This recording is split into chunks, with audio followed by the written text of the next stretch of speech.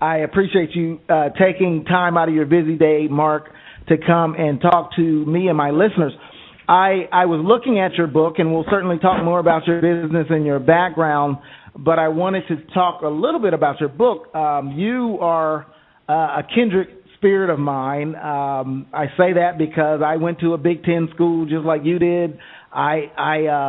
You mentioned in your book about a woman who was working for an architecture firm. I used to do that.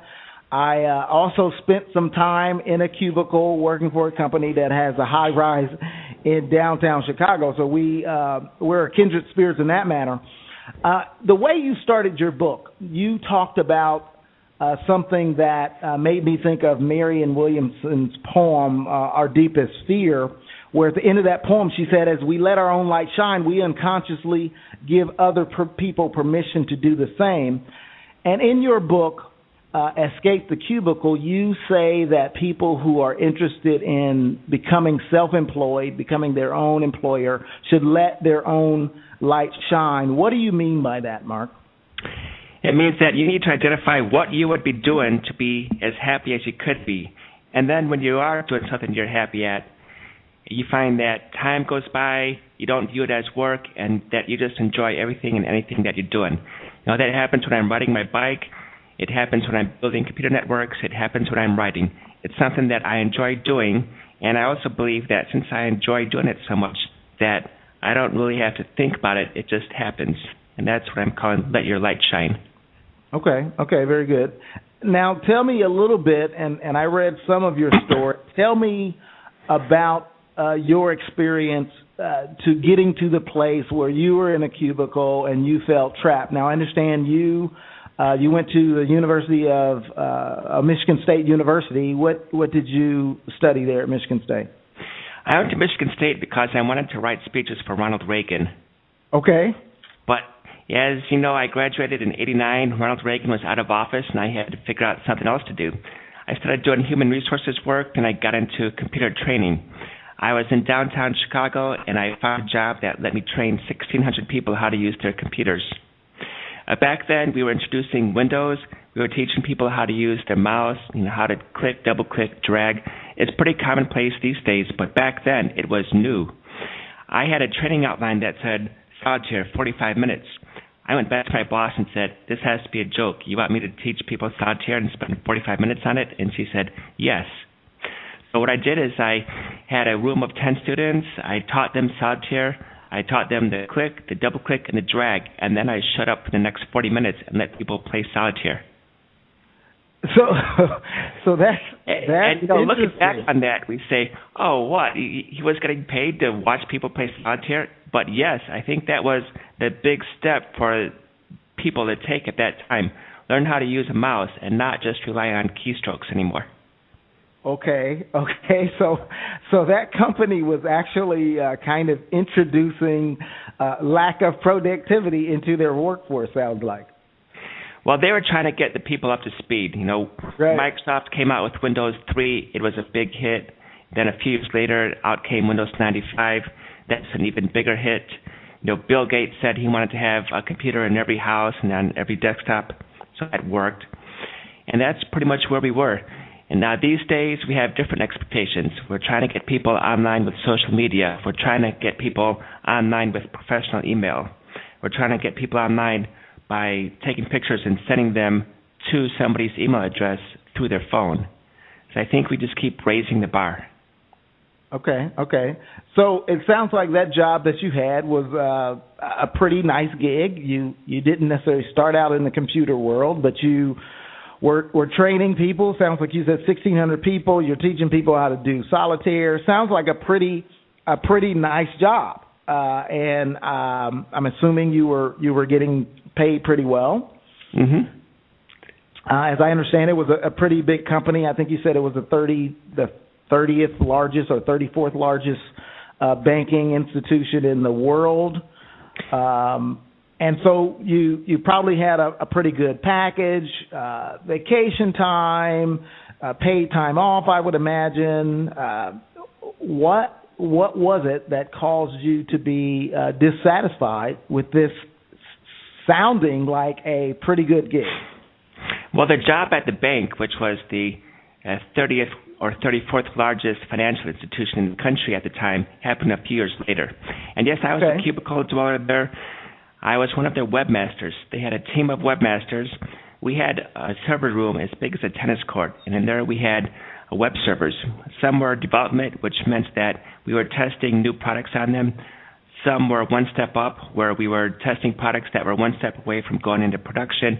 And then we had our production servers, which were available to anybody and everybody.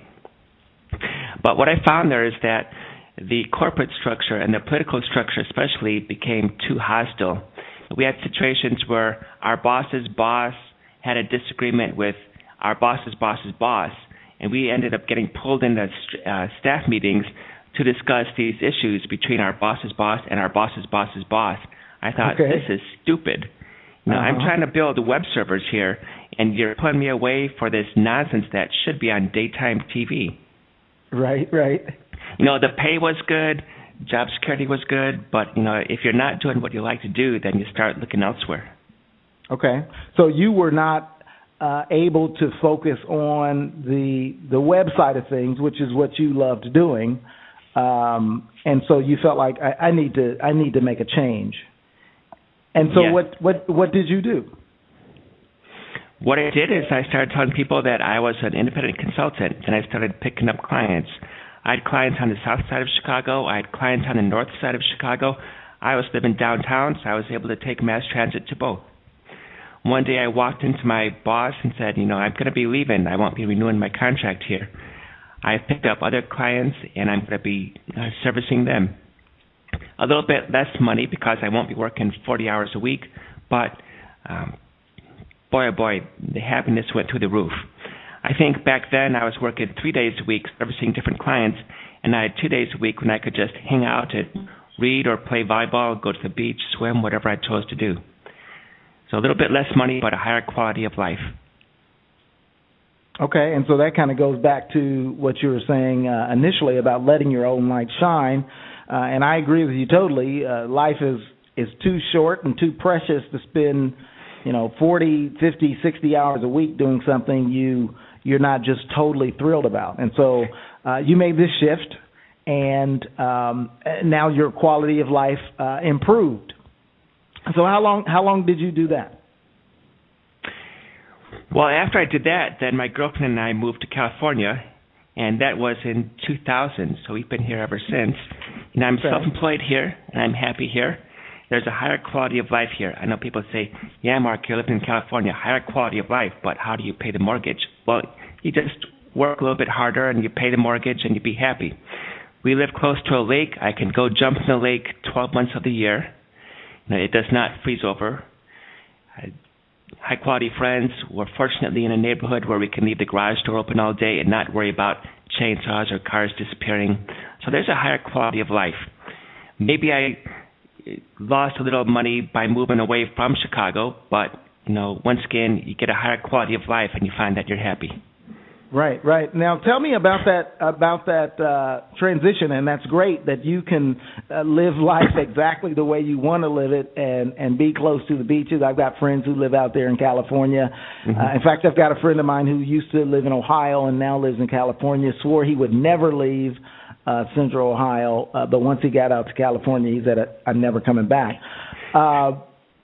Tell me about the transition, because you said you're working 3 days a week. You've got established clientele in Chicago.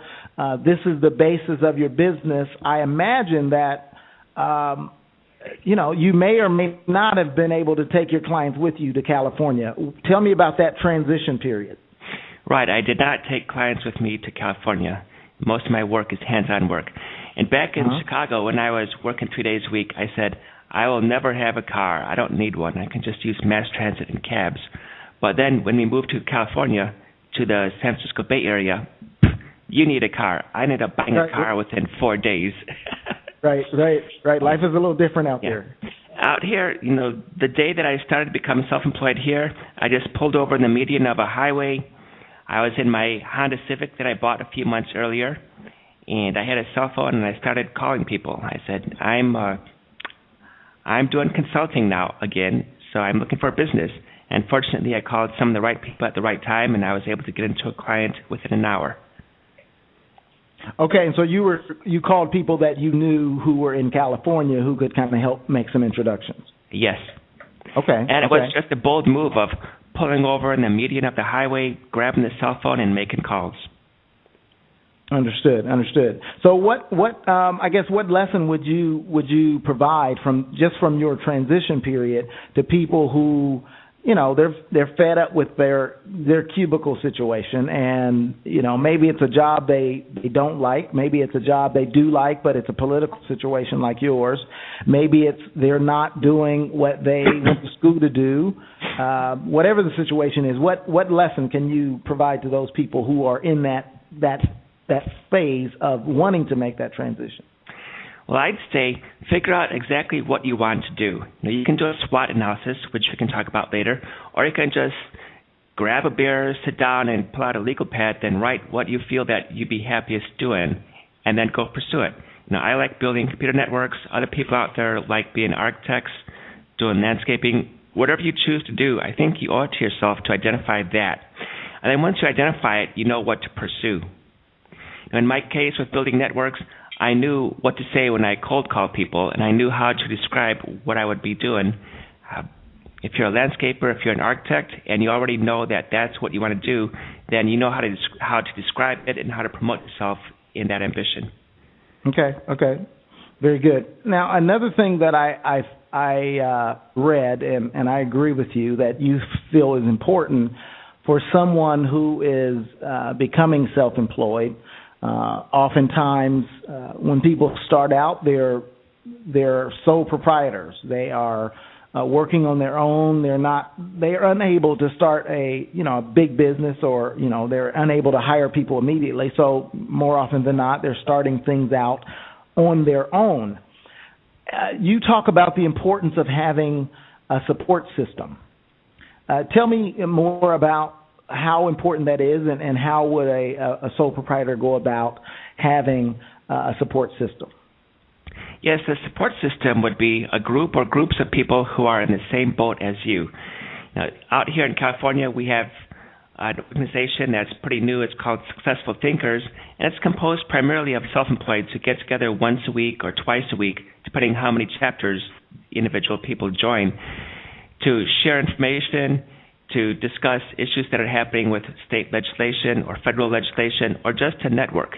Now, there are a lot of self-employeds out there who are waking up and saying, gosh, what do I do today, and who is going to support me? But if you find yourself in an environment where you have another 20 or 25 who are in the same boat, then you can work together. You can get business. You can get referrals.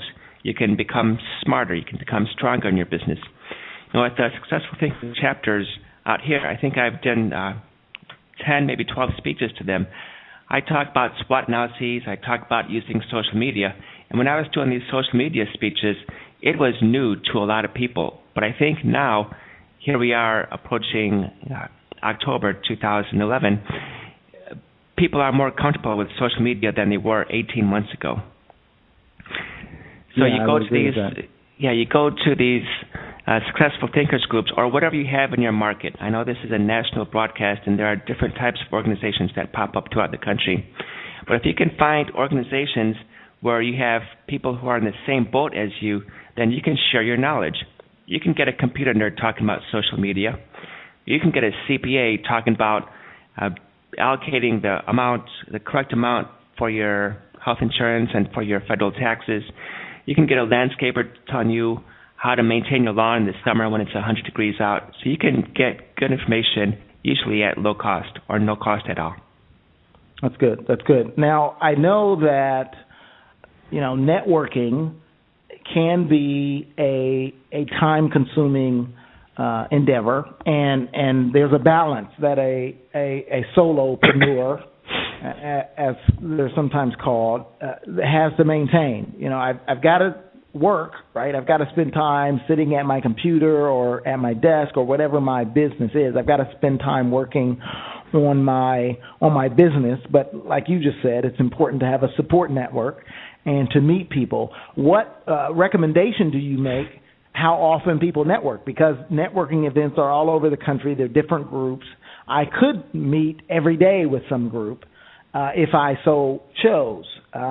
What recommendations do you have to solopreneurs in terms of how often to meet with the support group or network with other entrepreneurs? I'm glad you brought that up, because first quarter is typically slow for me in my business, and I spent a lot of time going to networking groups. There are times I'd go to 2 per day times 3 days, so I'd have 6 or 7 networking groups or events in a given week. And my schedule supported that because people really weren't thinking about their networks. They weren't thinking about buying new computers back in first quarter. But as the weather gets better, I think money starts moving and people start pulling the trigger on bringing in new hardware. So then they start calling me. I spend more time working and less time doing networking. So off the bat, I'd say set X number of hours per week for your networking. Maybe it's 3 hours, maybe it's 5 hours. If you become too busy that you can't do that, or that your networking interferes with your work, then cut back on the networking. Marketing is good, but if your business is so strong that you have to reduce your marketing, then that's not necessarily a bad thing. Understood. That's good. So it can be a fluid thing. You just have to make sure that you're not neglecting your business, but make sure that you maintain some level of networking so that you stay connected with other people and you do have a support system in place. Mark, we're going to take a quick break here. Your business, I understand that you have started once you got up here in California and in Cameron Park, California, in fact, and you started your company, Cameron Park Computer Services. When did you start Cameron Park Computer Services? That was the summer of 2002, I believe it was. Okay. And tell me about, what does Cameron Park Computer Services do? Well, we serve as an outsourced IT department for companies that have between 2 and 20 people, but they don't have enough work to keep somebody on staff to keep the computers and the network working. Then they'd look for somebody who they could bring in. That somebody would be me, or somebody who does my line of work wherever you're located. Sometimes I'm called a computer guy, sometimes I'm called a computer network consultant, but basically it's who you call when you need some computer help. Okay, now I know in the last, and you mentioned 18 months, I know the computer industry seems to change at the speed of light. It seems like when I was working for a big corporate company, we had in-house corporate people or IT people, and it seems like at least every year, sometimes every 9 months, we were doing something else to the system, adding this, tweaking that. Tell me about how the speed at which things are changing for businesses with regard to IT. Well, things are changing at an uncontrollable speed. And now we have 2 general pushes. One is the push into social media, and 2 is the push into the cloud, which basically means that your applications and data sit off-site. Let's talk about email, because that's where I have my biggest successes with the cloud. Now, you can go and get your professional email and then have it farmed out to some low-end provider, but then you'll find that you have problems getting to your email. Well, if you use a business class provider for your email, you'll find that your email sits somewhere. The company I use is in Texas. So the email sits there, and then you get to it with your Microsoft Outlook or with your cell phone. If you don't have Outlook in front of you, or if you don't have a cell phone that supports email, then you can just launch a web browser, go to an address, log in, and get to your email. So email becomes something you don't have to think about when it's running in the cloud. You don't have to worry about backing it up. You don't have to worry about a spam filter. You don't have to worry about virus protection for your email because the provider you're using already has that. And the odds are pretty good that what they're using is an enterprise-level product, which is a lot better than what you can buy when you visit the local big box retailer. Now, sometimes people say, yeah, I have virus protection for my email. I have this $22 product that I bought online. Sure, you have a $22 product, but it's marketed at the consumer level. So out of that $22, you have the retailer's markup, you have the wholesaler's markup, and then you're left with a product that may be worth only $10. Whereas if you're using an enterprise-level product, you may be enjoying the benefits of a $500,000 spam filter, but since there are so many licenses and so many users, that the cost becomes much cheaper than $22 per year for you.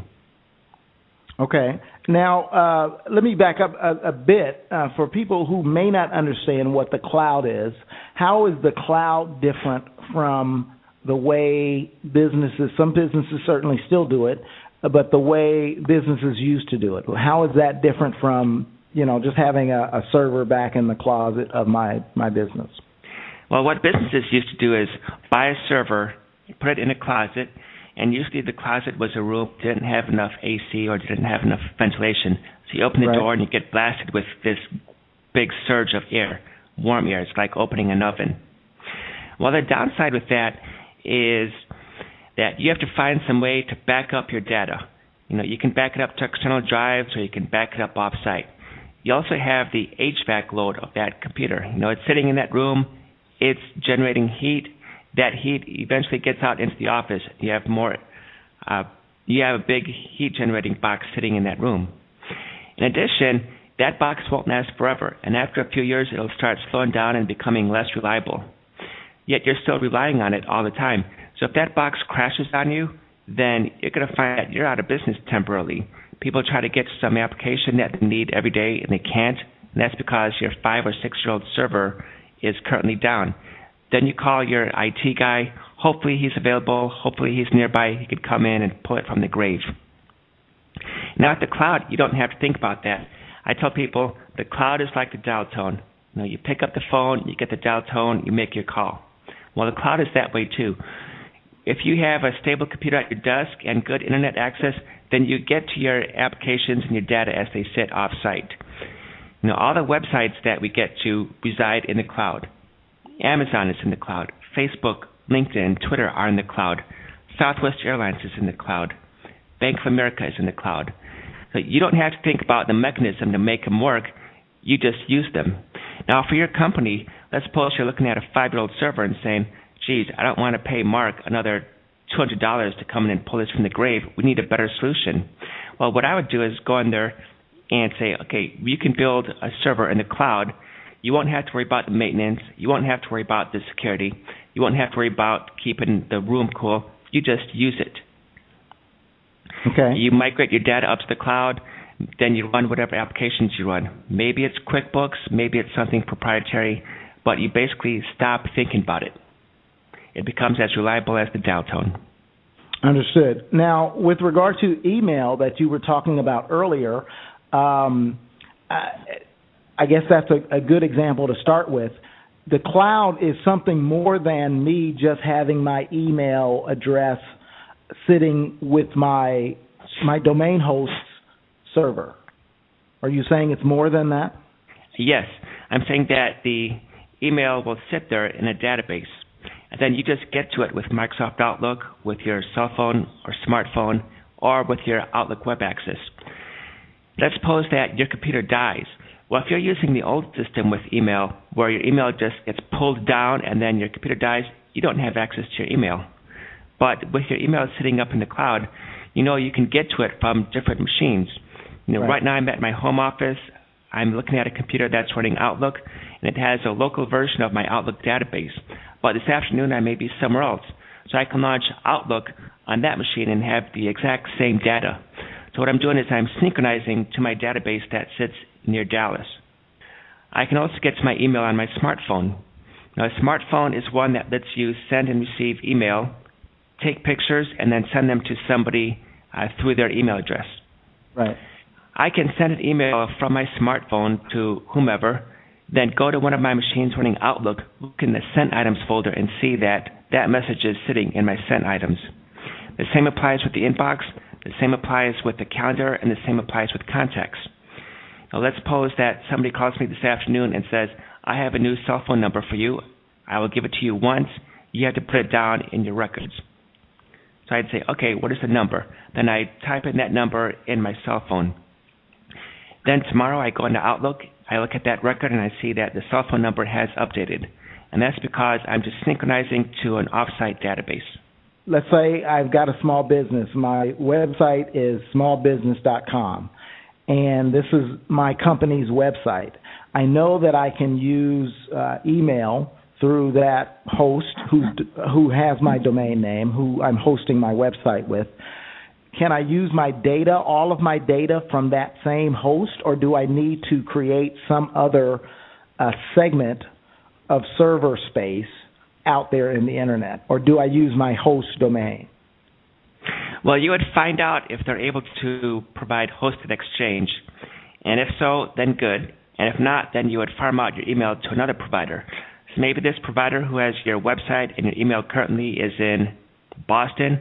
Well, you'd go and find somebody who can run your email through hosted exchange. The company I have is in Dallas, but Lord knows they're not the only one doing that. So then you'd have your email going to this other company that's able to provide hosted exchange. And then you just have your Outlook and your cell phone point to that new provider for your email. Okay. What advice can you give to small business owners with regard to their IT systems? I don't have to back things up now. I don't have to worry about that because everything's out in the cloud. Do I have to worry about the company that I'm working with, about their servers crashing, or should I just kind of put that out of my mind, you're saying? You don't have to think about it, and that's because, A, they're running on much higher quality hardware that a small business can afford, and number two is that they already have redundancies built in. So let's suppose they have 200 servers under one roof and they start seeing failures with one. Well, they can grab your data from that one that's about to fail and move it elsewhere, and then they can address that one that held your data yesterday. So sure, warning lights pop up, messages pop up in logs, but they're able to monitor that proactively, and they're able to grab your data and move it elsewhere. Okay. So you don't have to think about it. It's just like the dial tone. In terms of cost of this system, and not necessarily in specific numbers, but ultimately you're saying all of the time, the effort, the funds that a small business owner was going to spend on having that server in the closet, that money they can just use for the cloud, whoever they're having support their server online. Yes, and also when they put something in the cloud, they can pay for it from operating. So let's suppose that they get a service that costs $10 per month for their email, $120 a year. Well, if you were to run email under your own roof, then you're looking at a box, which would be a capital expense, which will last 5 years. You're looking at software, which will be a capital expense, which will become out of date in 3 years. You're also looking at your virus protection and your spam filtering. So you have option A of just buying a subscription to a very valuable and enterprise-level service, or B, doing it the old way of making capital expenses for a box, software that will run your email, virus protection, and spam filtering. The economies of the cloud are good. Okay, good. Now, I've seen some discussions about should business owners be concerned about the security of the cloud. I've got my information that's out there on somebody else's server. There's other people's data out there on the same servers. Right now my information could possibly be floating around the internet. Should small business owners be concerned at all about using the cloud with regard to security? Well, small business owners should check to see what security mechanisms their provider has in place. Now, for the people I use, they submit themselves to a SAS 70 audit every year, and that basically is an audit by auditors who come in and verify that all their marketing material really is being implemented. And so they're saying that they have 256-bit encryption. Well, yes, they really are using 256-bit encryption.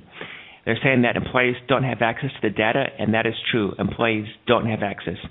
They're saying that they are keeping data in 2 locations in case one location gets hit by a power outage, fire, flood, hurricane, whatever. Well, then this audit would prove that the data really is being backed up to a second location. Now, the weak link in the whole security front is the password. And I see people out there who are using the best encryption that the government will let people use, but yet they get to data with the password of PASSW0RD. Or they write a password on a... It happens every week. Boy, oh boy. I've stopped counting how many times I've seen people write a password on a yellow Post-it note and stick it to a monitor. Wow. Yeah. You know, your password is not supposed to be easily guessable. And if you're using password where there's a 0 in place of a O, or your husband's name, or your kids' names, or your car name, then you have just created the weakest link. So that's something that small business owners should definitely be aware of and pay more attention to. Yes. Since you're farming out the service, you also need to check and make sure that they are passing their STAS 70 audit. And they shouldn't make it available. You know, it's going to be a long technical document. Some people will read 4 or 5 pages and say, oh my God, this is too jargonish for me. But yes, you really should have a copy, and you should try to go through it and make sure that the security mechanisms your provider is talking about are really being followed. Okay. Now we've gone down this road of talking about some technical things, and we're still talking about, you know, escaping the cubicle. As a small business owner, as a solopreneur, should I do this? Should I bother with this, or should I just kind of, you know, buy a little extra hard drive and add it to my laptop? Should I be concerned about saving my data on the cloud? Yes, and online backups are pretty cheap. There's a service I resell that charges $250 per gigabyte, which would be 1,000 bytes. And they're not the only ones out there, and there are others that are cheaper. Being a small business, you know, it's easier to fail because you don't have as many clients and you don't have as strong of a reputation as larger companies out there. So there's less of a margin of error. You know, a larger company that loses a server, well, they probably survive. But you as a small business who are living 4 or 6 weeks away from missing a rent payment or missing a mortgage, you don't have that margin of error. Backing up data off-site, running your email in the cloud are much more affordable now than they were 2, 3, 4 years ago. You almost don't have a reason for saying no.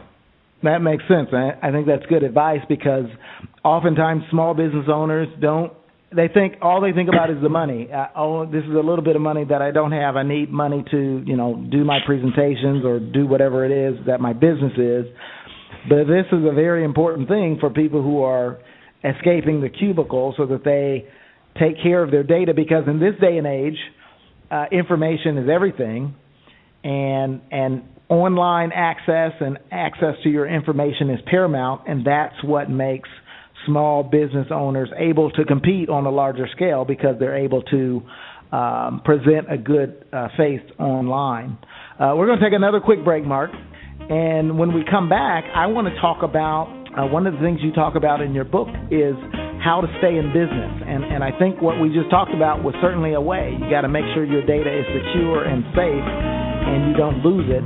But I want to talk about how to stay in business. Once I take that leap and leave that cubicle, how to stay in business. So today's hero entrepreneur is Mark Anthony Hermanos, president of Cameron Park Computer Services, an IT solutions company for small businesses. He's also the author of Escape the Cubicle, How to Leave Your Job for Something Better. I'll be back in one moment.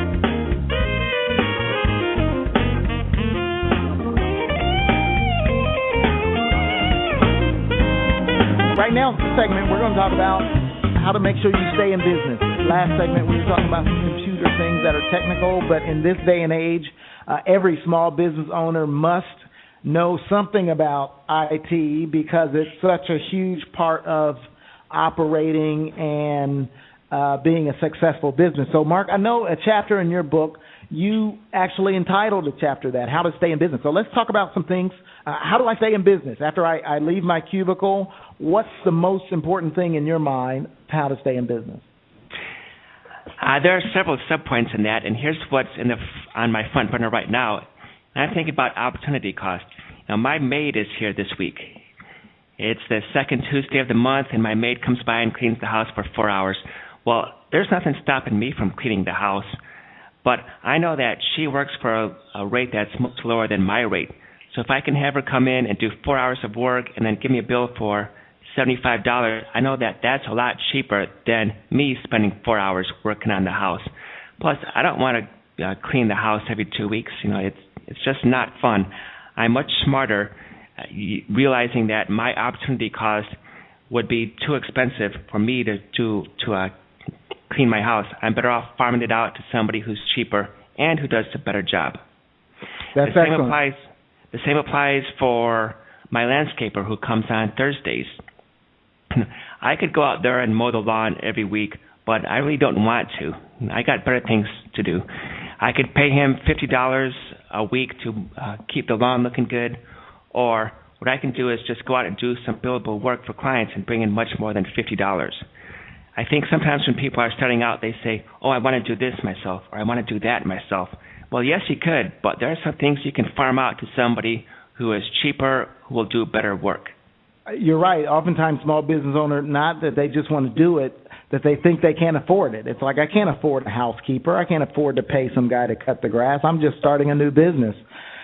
But what you're saying is I have to consider the opportunity because my time is worth some money, and so I have to look at it as a business. It's not just me mowing a lawn. This is an hour spent mowing that I could be spent generating revenue. Okay, that's good. Make sure you think about opportunity costs. What other things should I do to make sure that I can stay in business? You also need to be a professional right up front. And here I'm talking about the business cards that people distribute.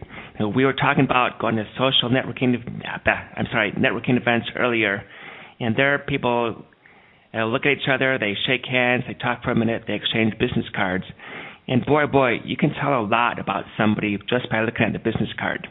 If they're in business for the long term and they're professional, you'll find that there's a professional-looking logo on the business card. You'll find that they have a website and they have a professional email address. Now, if they're new or if they're not serious about being in business, you'll find that the business card is on this flimsy paper you buy at Office Max. You get sheets of 10 business cards, then you run them through your dot matrix printer, and they look quite awful. I also find that people are giving out business cards with a free email address. Maybe they say a Gmail, a Hotmail, or a Yahoo address. Well, if you're telling the world that you're getting your professional email at a Gmail address, then you're pretty much saying that you're not in it for the long term, that you're viewing it like a hobby. I have professional email at multiple domains, and I also have personal email at Yahoo and Gmail. And people know that I'm using my Yahoo and Gmail address for personal issues. I'm using my professional email addresses for my work. So if you're at networking events and handing out business cards with a Gmail or Hotmail address, you're pretty much telling the world that you're not ready to be a professional or that you're doing it for the short term. The same applies with websites. People are out there and they're saying, well, I'm reselling Mary Kay, I'm reselling Avon, or doing something else, and then they print business cards that have marykay.com/ and then their user account. Well, that doesn't look too professional. Instead, you should have your own domain. You can rent a domain for a very low price. There are a lot of providers out there that will let you rent domains. You can budget $25 for 2 years, and I know that some providers are even cheaper than that. But you get a professional domain on your card. Instead of marykay.com/ sparker, you would have sparkercosmetics.com. It looks much more professional.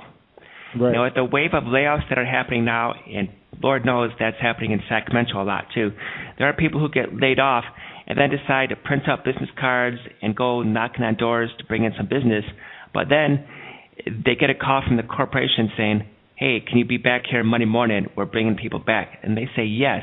And what happens is that they go back to the corporation and they abandon whatever customers they picked up. So you as a small business owner have to realize that people are going to look at you and say, will this person go back to the corporation if they call him on a Friday afternoon? Mm-hmm. So have a professional business card with a professional logo, with your website, with an email address at your domain, and that way you tell the world that you're in it for the long term. You also say something about you may need to fire a client from time to time. Tell me about that. Yes.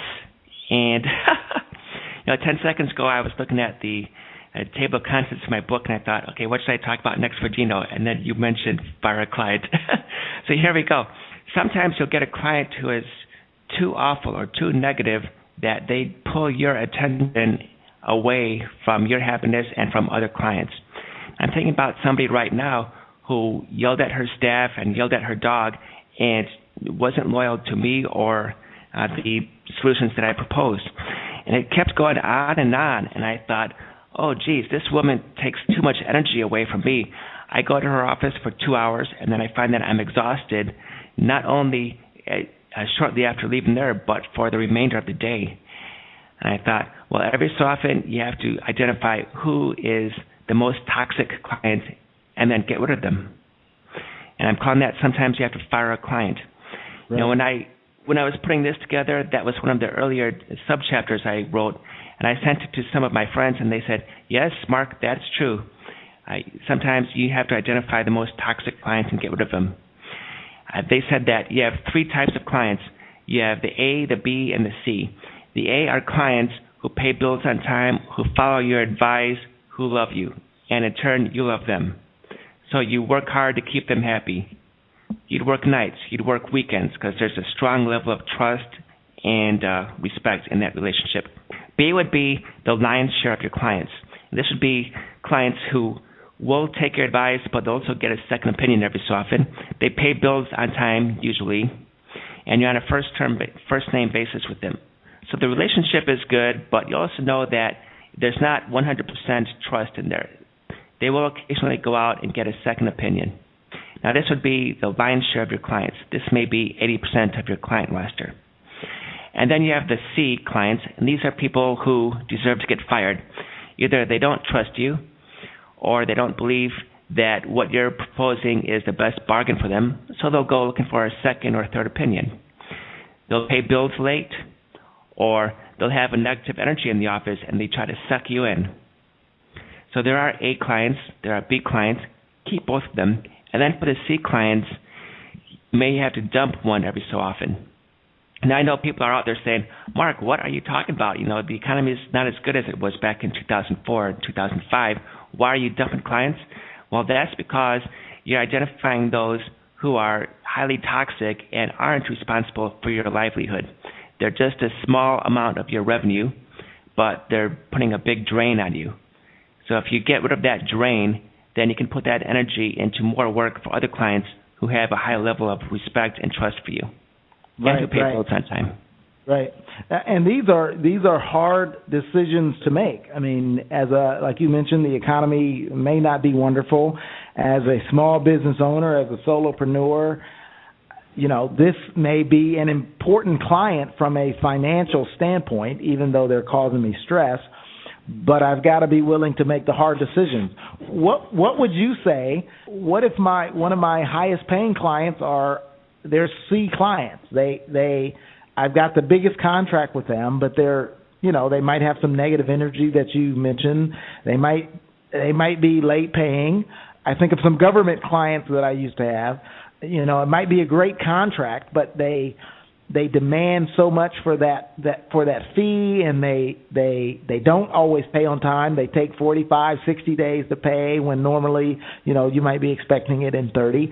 What do you do if your worst client, with regard to your criteria, ABC, is your highest paying client? Would you recommend that you get rid of that client as well? It sounds like they're a B client. So even if they're paying 45 days late, I think you still need them. Okay. Because if you dump them, then you can find that you can't pay the bills anymore. So you kind of have to just smile and be happy with them. And also know that you need to bring in some other clients who, A, will have a better relationship, and B, pay their bills quicker. So this client you were talking about, you know, they're not necessarily a C. I view them as a B. Okay. So this is a balancing act that a small business owner has to have with its client mix, because you want to make sure that, you know, life is still pleasant for you. This leaving the cubicle wasn't supposed to be. It's supposed to be improving my life, not making my life worse. I know something else you also talk about, and I think that topic is a good one to kind of segue. Sometimes people romanticize business ownership and entrepreneurship, and they see, okay, this young kid was 16 years old and he created this company and now he's a billionaire 3 years later. Talk about the fact that small business ownership, running your own thing, is not anything to be sneezed at. It's not for wimps, as you say. I say it's not for sissies. Talk about the challenging side of things, some of the challenges that you're going to face if you're going to leave the cubicle. Well, one is that you have to be cheap. Now, I'm telling people that if you're going to start a small business and you need a new car, don't go buying a Cadillac. Instead, get a Chevy, because you'll be putting your time and your money into the new business. Also, you have to give up some of your luxuries. If you like going on European vacations every year or every 2 years, well, kiss that habit goodbye. You're running a business here. You're also going to be in a mode of having to bring in infrastructure for your business. Now I'm looking at my computer again. You'll be buying computers for you and your staff. You'll be renting office space somewhere. You'll be renting or purchasing other equipment, so you need to bring in some cash for that additional equipment. And this is cash that's going to be pulled away from your personal life. It's pulled away from your new Cadillac. It's pulled away from your vacation. It's pulled away from taking your wife out to dinner and spending $100 between food and wine. Now, you have to start being cheap in your personal life, because you'll be pulling money into your professional life. How do I, in light of, especially in this economy, 10% unemployment, maybe 11, everybody's talking about the sky falling. Every day you see bad news about the economy, trillions of dollars in debt. It's just a horrible thing. How do I maintain a positive attitude as a business owner and don't throw up my arms and say I'm just going back and finding a job? How do I stay in a positive place? Well, you have to decide what is under your control and what is not under your control. And in the book, I have this story about when I flew into Chicago back in December last year. And I know some people are saying, why did he fly to Chicago in December? Well, that's another story for another time. But basically, what happened is that on my final day there, I was supposed to fly from Chicago to Minneapolis, then back to Sacramento. Well, guess what? Chicago had snow. And therefore, imagine that, yeah. Yeah, bad weather in Chicago in December. Gosh darn. So, of course, all the planes were late arriving to Chicago. And then, of course, my flight out to Minneapolis was late. But eventually, we took off, and we got to Minneapolis. I sat next to a woman who was missing a connecting flight to London, and she was pretty tense. Now, she ran up and down the aisle even before the plane got to the gate at Minneapolis. And the flight attendants had to tell her, get back in your seat. We're not at the gate yet. And I thought, geez Louise, she cannot control if she's going to make that connecting flight to London. Either the plane will be there or the plane will not be there. The big factor here is Mother Nature dropping snow on Chicago and Minneapolis. But I just sat in my chair and I thought, A, this woman is losing her cool, and B, maybe I catch my connecting flight to Sacramento, maybe not. I don't know. It's out of my control. We got to the gate. Everybody got off the plane. I walked across the big airport over at Minneapolis, got on my other plane, and then eventually wound up in Sacramento at 2:30 the next morning. But the general point is that some things are outside your control and some things are inside your control. And if you can identify what's outside your control and just take them with a grain of sand, then you'll find that what's left is within your control, and you'll be able to make better decisions and wind up happier. That's good advice to take, because I know lots of people are stressing about the overall economy, and the overall economy may not be your local situation. So you need to focus on what you can change and what you can affect. That's good. Any last words of advice as we wrap up this interview, Mark, to those who want to take the leap from the cubicle, who have just left or have been doing it for a little while? Any other words of advice? Okay. Yes, here's something, and that is that you have a board of directors. When you're self-employed, you have somebody who's in charge of deciding what you want to do. You have somebody who does work product for your company's benefit or for your customer's benefit. You have somebody who does the accounts payable. You have somebody who does the accounts receivable. You have somebody who has to do the collections when you have clients who don't pay for 45 or 60 days. That person is all you. So you're wearing all these multiple hats. And before deciding to become self-employed, you pretty much have to look in the mirror and say, do I want to do all these different tasks? I know some people are out there saying, well, I like doing marketing, but I don't want to do accounts receivable and collections work. So if you don't want to do accounts receivable, and if you don't want to call people and say, hi, your invoice is 45 days late, what's your plan for paying that off? Then you need to rethink being self-employed, because you're going to be wearing all these different hats. Yeah, it is a juggling act, at least initially for the first few years, it's going to be a juggling act. It'll be all about you. Mark, this has been a time well spent. I enjoy you coming on the show, and I appreciate your expertise that you've shared with us regarding your book, Escape the Cubicle, as well as your company, Cameron Computer Services, today. I've been speaking with Mark Anthony Hermanos, president of Cameron Park Computer Services, consultant, business advisor, speaker, and author of Escape the Cubicle, How to Leave Your Corporate or Government Job for Something Better. For more information, you can go to www.markanthonyhermanos.com, GERMANOS, or you can go to CameronParkComputer.com. Thanks for coming in, Mark. Oh, thank you, Gino. This has been fun, and have a good day, everybody. This has been Hero Entrepreneurs with Dino Herbert. I'm the Business Jump Master, encouraging you to boldly take the leap into entrepreneurship. Please invite your friends to listen in to our future shows and stay in touch with me on my website, DinoHerbert.com, where you'll find books, recordings, and you can book me to speak at your next engagement.